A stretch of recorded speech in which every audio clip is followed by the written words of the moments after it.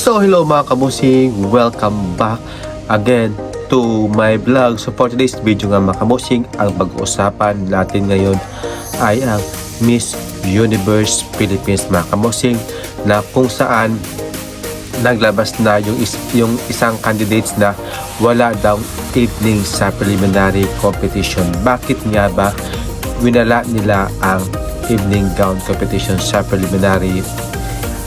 Ang gusto nila ipalabas ay ang swimsuit at syempre ang national costume. So parang hindi na talaga nila pinapahalagahan ang preliminary competition.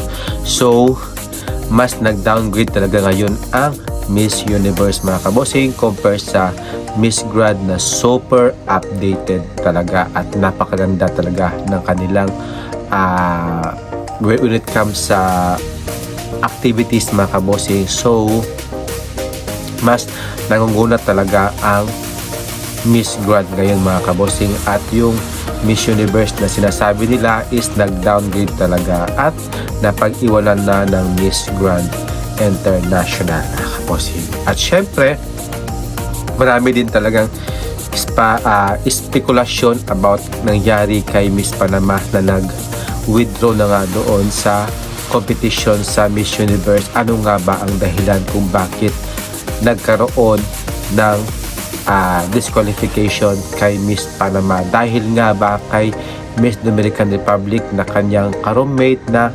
uma-attitude na daw sa at meron namang doong kwento na lumabas yata na walang paalam si Miss Panama. We don't know the exact statement about, but andyan na, nag-statement na yata yung si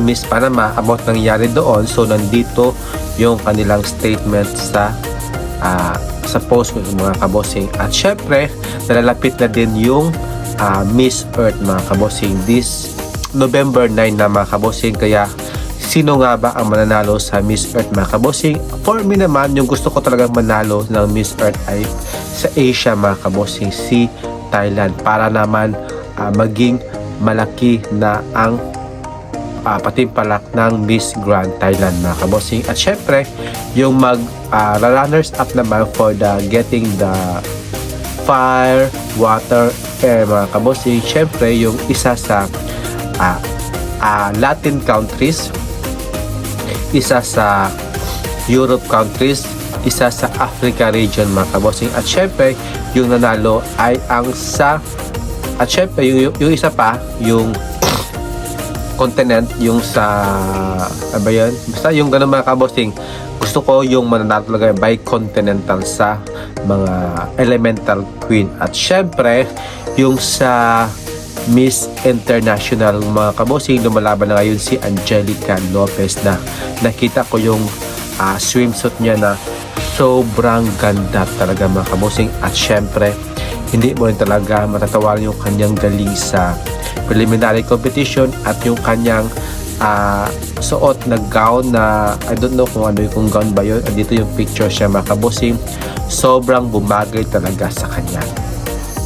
At syempre naman pag-uusapan din natin ngayon ay ang sa Mr. International, the 16th annual Mr. International 2024, na kung saan nagsisalpukan na din yung mga kandidato natin na iba't ibang bansa ng mga male pageant mga kabosing, like si Mr. Philippines na umaariba din ito sa competition. At syempre yung nakikitian ko din na mananalo ay ang si Mr. Mexico also. Si Spain also, grabe din si Spain, sobra talagang lakas din niya talaga ng laban mga kabosing.